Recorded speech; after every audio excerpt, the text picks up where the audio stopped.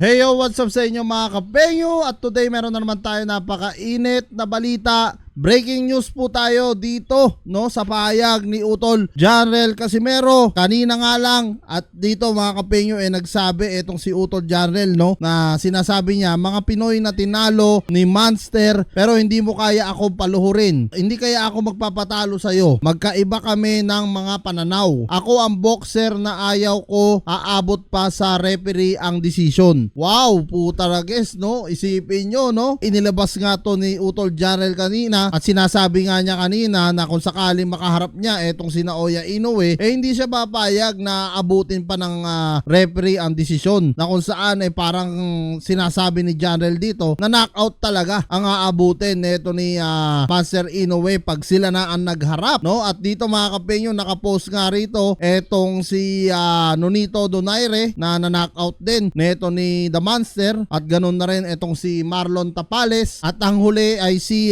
Michael Dasmariñas mga kapengyo, na kung saan mga napatumba neto ni Naoya Inoue. At talagang kung nagkatagpo nga lang sana etong si Janrel Casimero at Naoya Inoue nung pandemic, maaaring may kalagyan talaga etong si Naoya Inoue, dahil alam naman natin mga kapengyo kalakasan po ni Utol Janrel Casimero yon, yun po yung prime talaga na Casimero. At doon kung nakatagpo lang sana ni Naoya Inoue itong si Utol, sigurado baka isa na rin siya sa knockout neto ni Utol Janrel Casimero, dahil kita nyo naman kung sino ang humarap kay Casimero noon. Dukmayka, kahit nga si Rigundox talagang halos binigyan rin ni Utol Janrel tapos si Tete na-knockout lang din niya. Kung sakaling nung mga panahon na yon inabot ni Inoue talaga, malamang may kalalagyan itong si Inoue. Pero ngayon kasi medyo 50-50 dahil syempre habang tumatagal nag-i-improve etong Monster nga ng Japan. At basahin pa natin yung naging komento naman dito ni Janrel Casimero. Ang sinabi niya dito, Inoue, ang gusto mo lang na makalaban yung mga boxer na hindi iilag sa mga suntok mo. Gusto mo yung mga boxer na sinasalo lang ang mga suntok mo, hindi mo yan makikita sa akin. Ako yung boxer na ayaw kong magpapatama kahit gaano pa yan kahina. So yan mga kapengyo, talagang matindi ang mga pagbabanta dito ni Janrel Casimero kay Naoya Inoue. Pero hindi naman natin talagang totally sure kung si Utol nga to. Baka mamaya si Jason nga yung nagpost, dahil alam naman natin si